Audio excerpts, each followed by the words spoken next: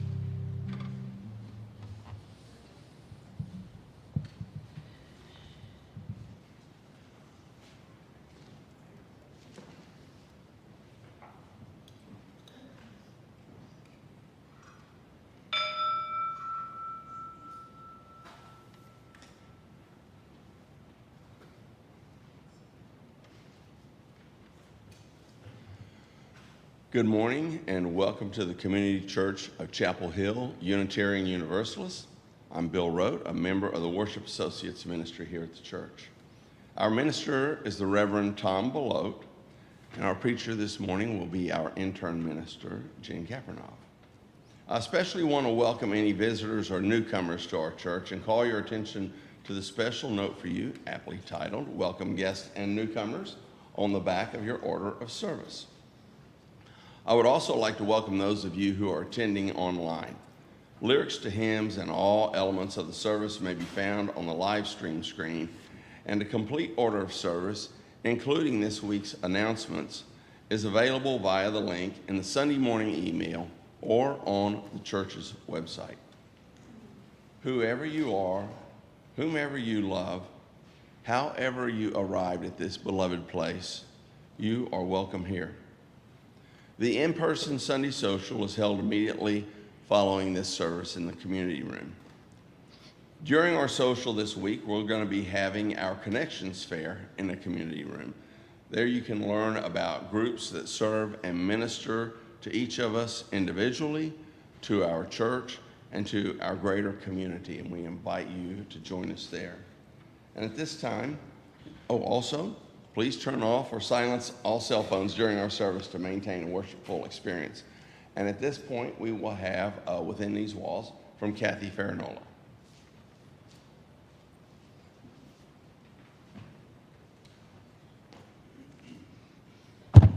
Good morning.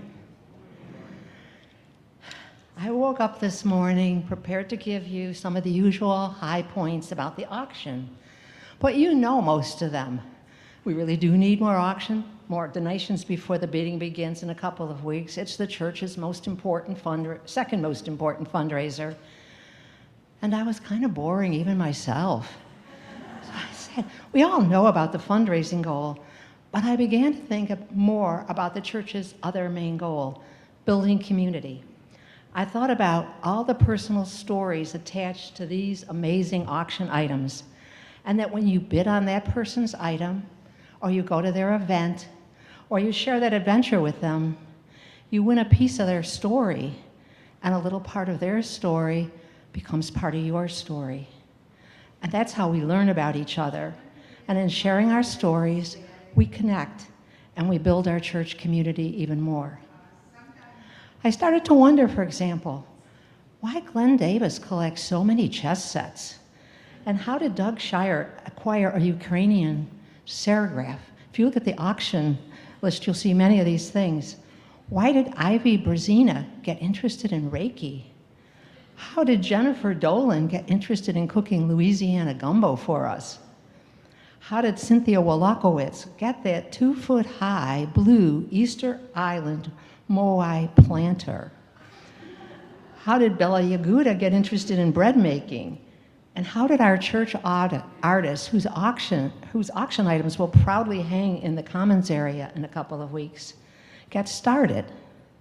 So whether it's a new or a vintage item or a shared adventure yet to come, the stories you share through the auction are the bonus you'll get, both as donors and as bidders. So go online now and discover the stories and connections waiting for you on our church auction website. And stop at the auction table today for more information. Thank you.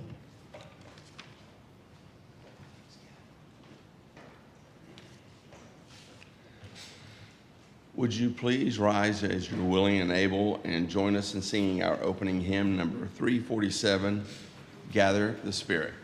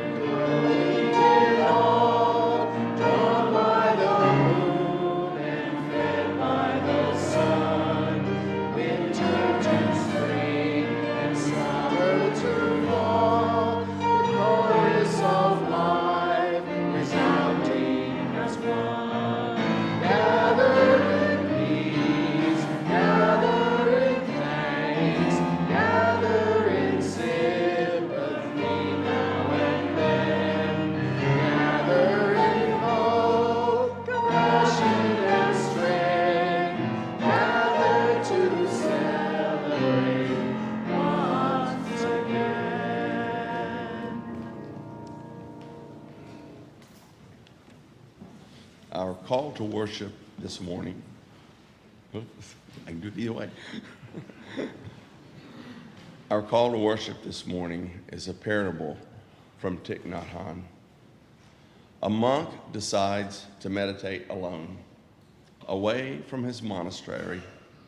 He takes a boat and goes to the middle of the lake, closes his eyes, and begins his meditation.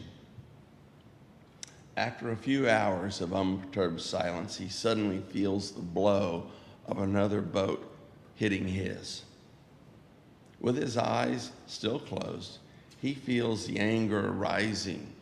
And when he opens his eyes, he's ready to shout at the boatman who dared to disturb his meditation. But when he opens his eyes, he saw that it was an empty boat, not tied up, merely floating in the middle of the lake. At that moment, the monk achieved self-realization and understands that anger is within him. It simply needs to hit an external object to provoke it. After that, whenever he meets someone who irritates or provokes his anger, he remembers the other person is just an empty boat. Anger is inside of me. Let us be aware that we all have anger. We all have anxiety. We all have fear. Let us listen today and learn what to do with these, if anything, when we notice them. Come, let us worship together. And now if you would join me in reading the words for the lighting of our chalice that are in your order of service. We light our chalice this morning knowing that our hope and our passion are needed to change the world. We bring different gifts to the work, but we come together in one faith that what we do makes a difference, both to our world and in ourselves.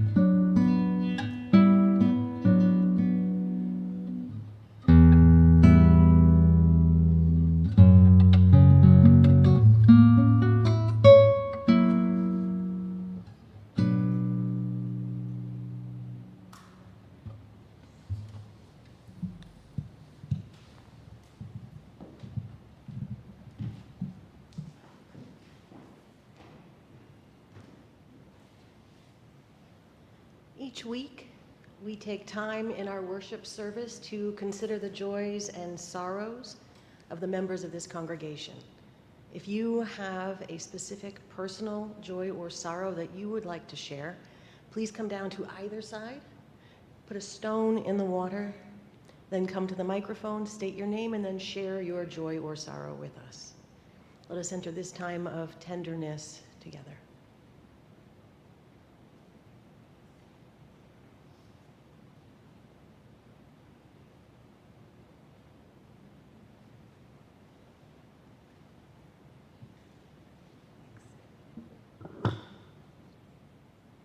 I'm Ivy Brazina, and you're probably wondering what this is all about.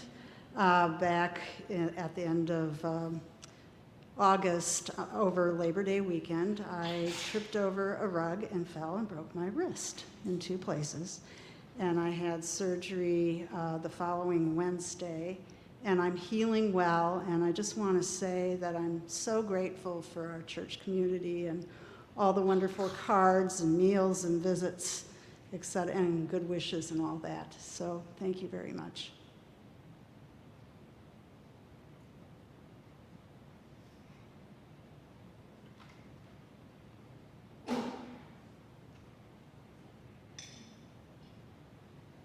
A final stone is placed in the water for those joys and sorrows that may not have been shared this morning, but are just as important and held in our hearts. Let's take a moment and just focus on the fact that this community offers so much support, so much love in times of difficulty and sorrow. This community offers healing and so much love.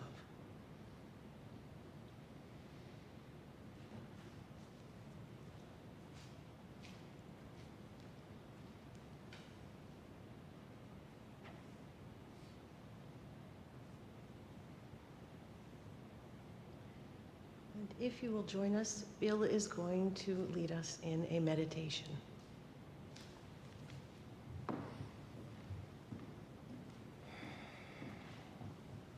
Let's each take a deep breath and be centered within ourselves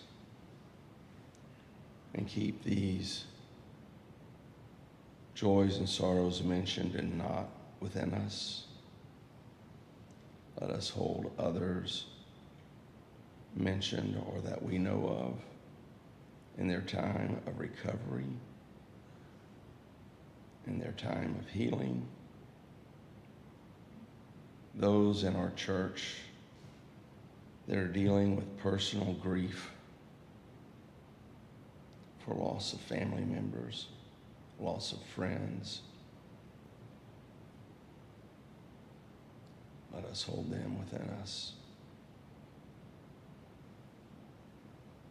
Let us hold a space for gratitude for those ministries in our church that reach out to others, that reach out to us, that reach out to our community.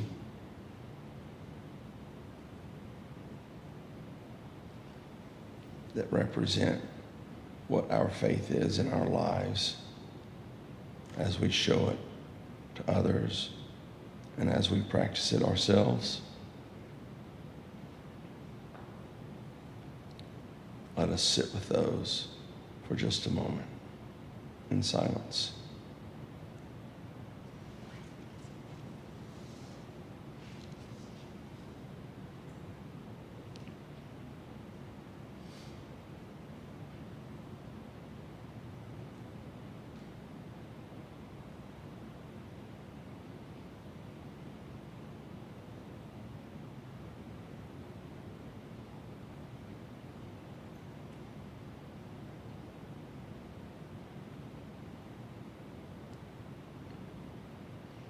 And while you remain seated, would you join in our sung meditation, number 391, voice still and small.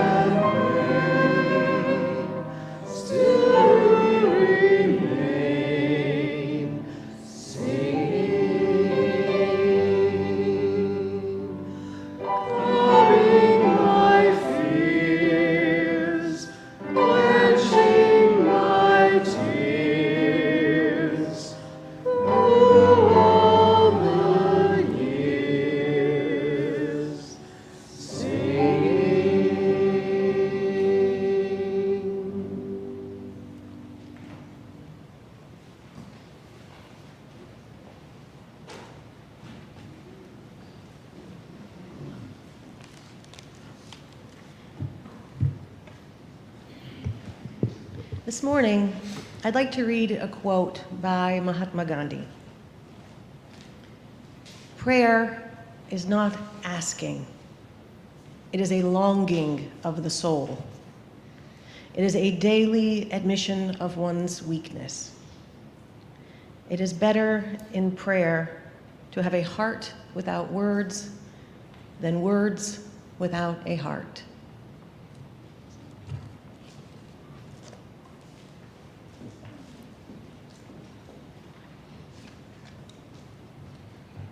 Freely have we received gifts that minister to our needs of body and spirit.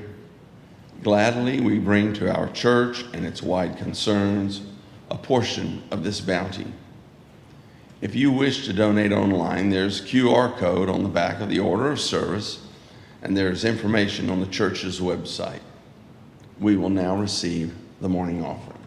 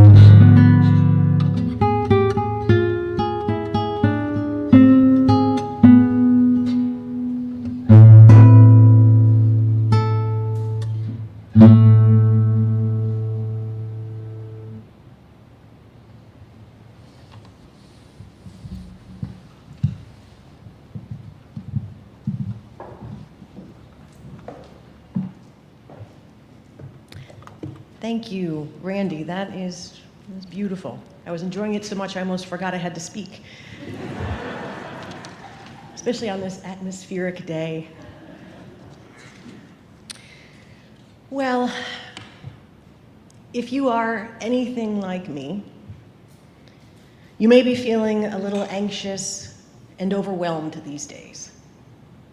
Perhaps a little excited, but also anxious and overwhelmed. The stakes seem so high. With everything going on around us, with the upcoming elections, there are wars on multiple fronts. There's damage to the environment caused by the extreme shifts in weather.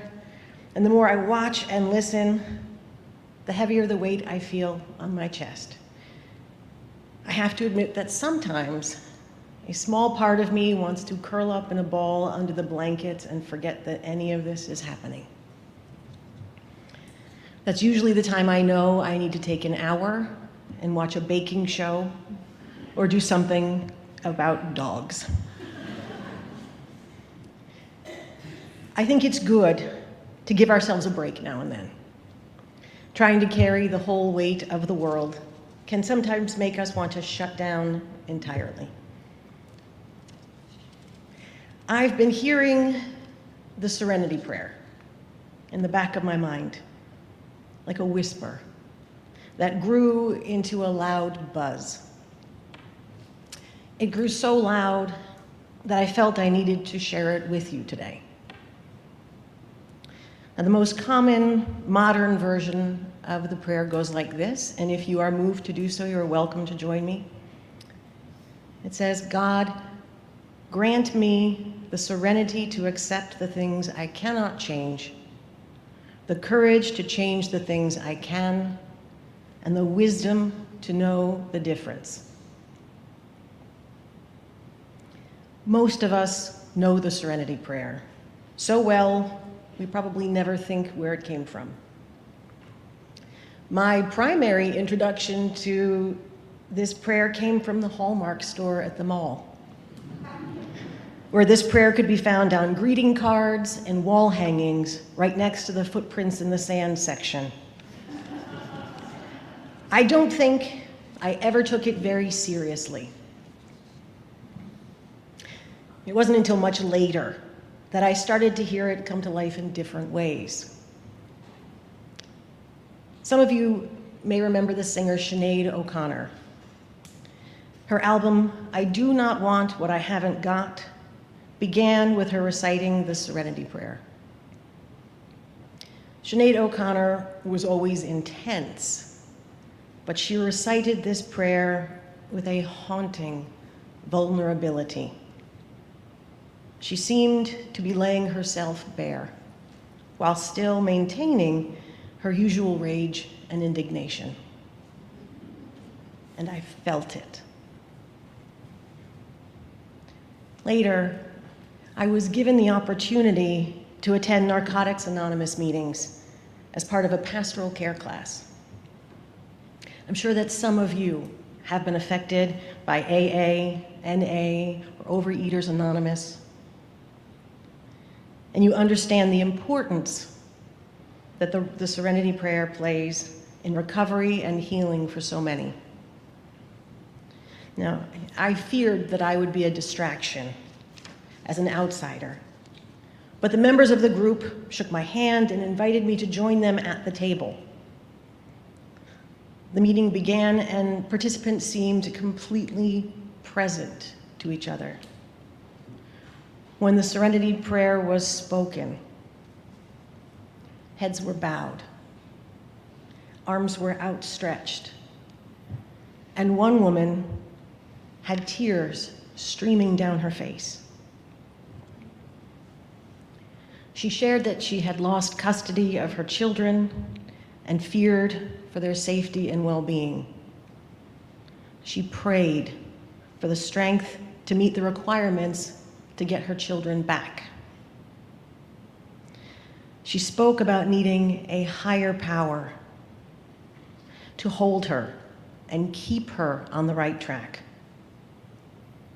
She needed both the members of the group and whatever she viewed as the divine. I was so moved by her vulnerability, her willingness to admit freely that she had to give herself over to something bigger because she could not make it alone. In that moment, the Serenity prayer held a power beyond any I have ever seen, except maybe Psalm 23 at the deathbed of a loved one. So where did this prayer come from? It was written in the 1930s by a German-American theologian named Reinhold Niebuhr, whom Reverend Tom spoke about last month. This prayer is so well known, but it still remains mysterious in some respects. I have to admit, I have always struggled with its meaning. I am a UU, if not by birth, then by nature. I have a hard time accepting that things are the way they are, and oh well, it's beyond my pay grade. It's someone else's problem. I've always been a little more in the, if it's got to be, it's up to me, rather than let go, let God camp. I will say, though, that with age and experience and one failed attempt after another to control the trajectory of the universe, letting go, letting goddess has developed a certain appeal. Niebuhr wrote this prayer after visiting Europe between the two world wars, as Germany was descending into Nazism. He was rattled out of his previously held pacifist beliefs and forced to look at the absolute need to take action in a world once again on the brink of destruction. This led him on a meditation of the nature and practice of evil. Some theologians explain evil as an absence of good. This seemed incomplete to Niebuhr.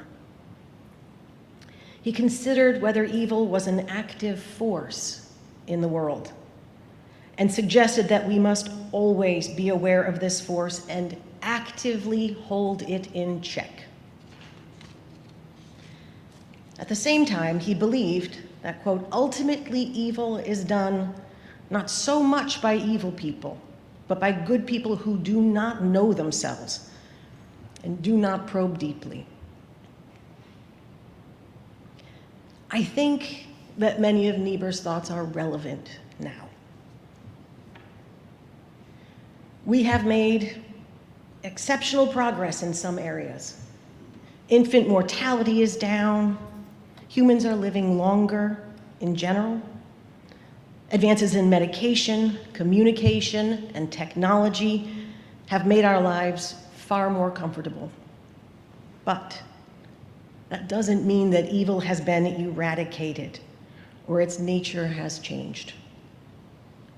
We have developed far more aggressive weapons for war. The disparity between wealth and quality of life is severe.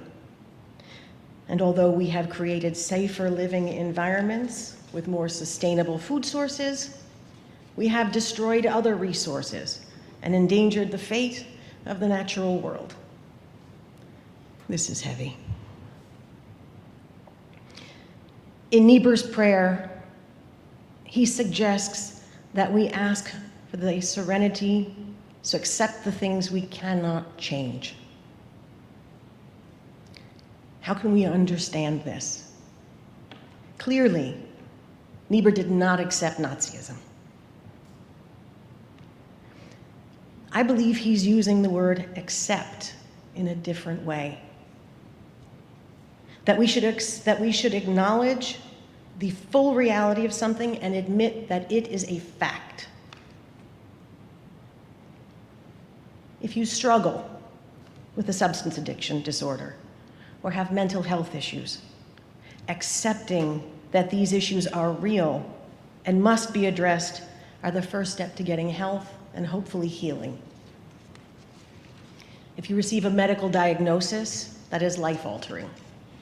Denying the diagnosis or pretending that you did not receive the news is not going to make it go away or stay dormant. Things left untreated have a tendency to get worse. Many of us know how hard it is to help someone that cannot or will not accept that they have a problem. But ultimately, how someone addresses their problems, or even if they don't, is beyond our control. As frustrating and painful as it is, we cannot make people think what we think or act as we would have them act. We don't decide who lives or dies. We don't control the weather. We don't control foreign governments.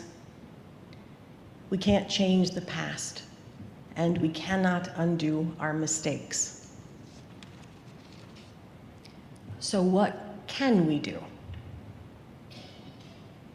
I think according to Niebuhr, we accept that we will all die one day, but commit to making the quality of life as fair and just and loving as we can for each other. I can't stop anyone from getting sick or dying, but I can love and support them. Hold their hand as they embark on their final journey. I can't change the weather, but I can help prepare for a storm when I know one is coming. I can tap into my inner wisdom and discernment, look deeply within, and determine what is my purpose here, my right next step. What is the truth of the situation as I see it? We also need to consider acceptance of our past as a nation. One of the deepest points of tension in our country is that some of us are committed to looking at the history of violence and injustice. Others do not want to accept that these injustices were committed. Unless we accept that certain historical facts are not only true, but caused harm and greatly impact how our society functions today, we cannot begin to address the major changes needed for us to move forward in a healthy way. Acceptance from this perspective is important, and so is vulnerability. It's important to acknowledge things that are completely beyond us as individuals. There are things I used to be able to do. I'm sure some of you understand that. We may not be able to see or hear, walk or remember as well as others or as well as we used to. We may be caregivers now for children, loved ones, partners, or spouses, and can't take the same risks that we used to be able to take. That's valid, and it's important to accept, and it's also difficult. Now for courage to change the things we can. Woof. That is a big one. And considering that this is the theme for the year, we have to dig into it. I say we break it down into two different parts. What are the things that we as a community can change? And what are the things as we as individuals can change? As a community, especially this community, we each bring a wide array of interests, talents, and knowledge. We can attack many problems from different angles. And as we saw last weekend at our UU the Vote kickoff, we can harness our talents and focus on one single objective. We participate in a vast number of projects and programs, all of which make some impact in the greater community as well as our own. So what do we do that is truly courageous? What is the change we are willing to make happen? What is the task beyond our current imagining that would be even more impactful, more transformative than what we are doing right now? I don't expect you to have an answer right now, but I invite you to let yourself go deep. Think long and hard about that question. What are you moved to do to work for collective change? Now for us as individuals, that can be a little harder. There is safety in numbers. When you stick your neck out alone, there's no telling what can happen. And being courageous can be a lot easier when you don't have much to lose. I have to admit how much harder it is for me to be courageous now because I don't want anything to do that will negatively impact my family. But that said, the more we have, the more we love, the more we have to risk to ensure the continued well-being of those we want to protect in the first place. There are times throughout history, like now, like when Niebuhr wrote this prayer, that we have to dig deep, maybe deeper than other generations, and ask ourselves, how much is this life worth? And not just my life, but all life, because that's what's on the line here, ultimately. Just like Niebuhr felt that there may be evil forces acting upon the world, he believed that there are forces of conflict within us. It's easy to convince ourselves that something is beyond our ability, therefore, it's not our problem. Well, now is the time to expand our abilities. Think long and hard about those untapped resources within you.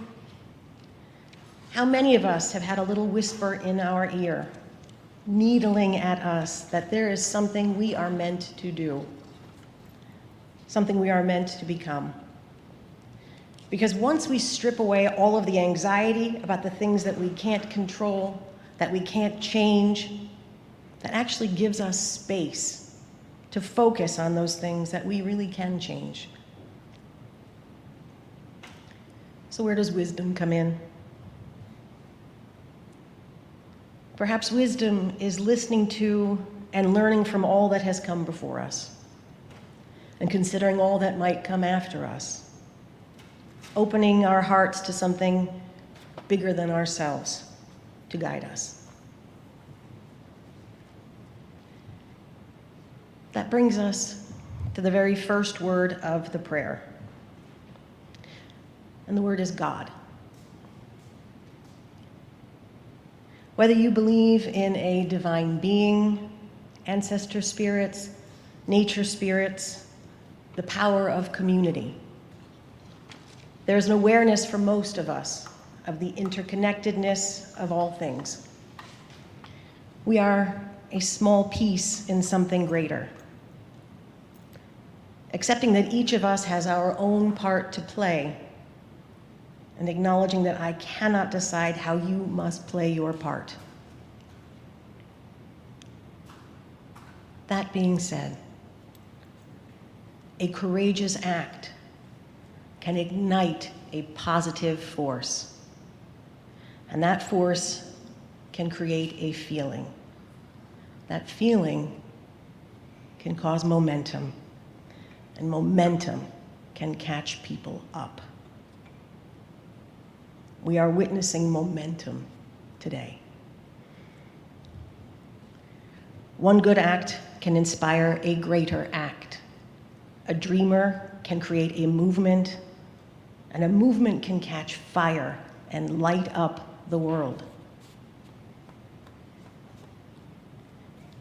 Perhaps serenity is being able to say that at the end of our day, or at the end of all of our days, we played our parts to the best of our ability.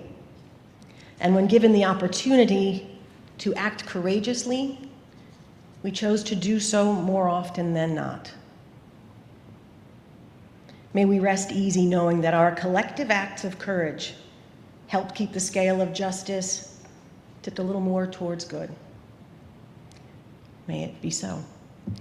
Amen. Please rise in body or spirit to join in singing our closing hymn, number 90 in the gray hymnal, For All the Fret and Fever of the Day.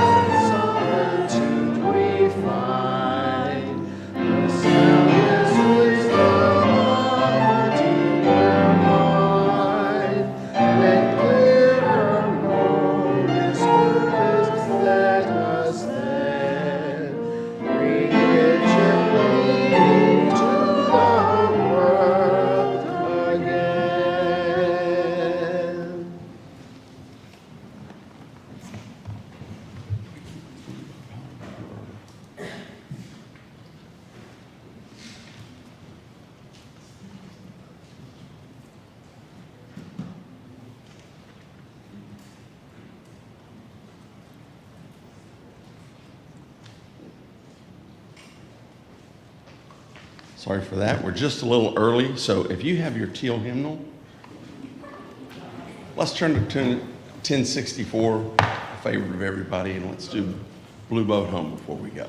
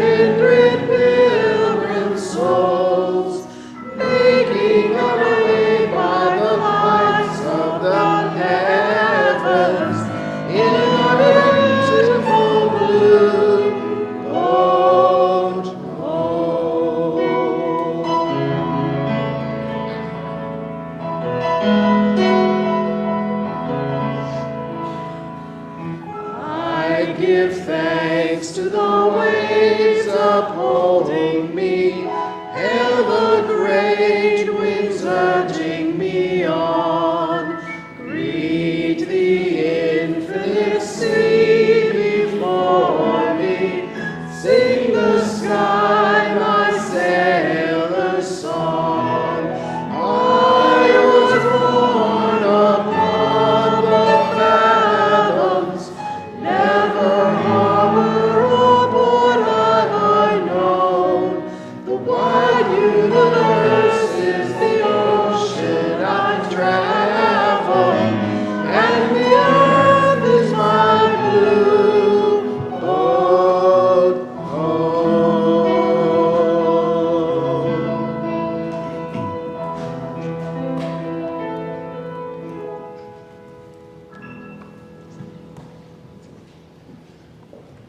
Before we extinguish our chalice, let's thank Randy for the great music today.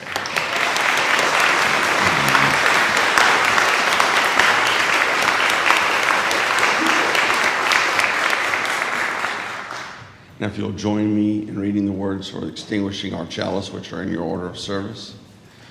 We extinguish this flame, but not the light of truth, the warmth of community, or the fire of commitment. These we carry in our hearts until we are together again. And as you're comfortable, either reach out to hold hands or cross your hands over your chest, and let's sing our closing song, Shalom.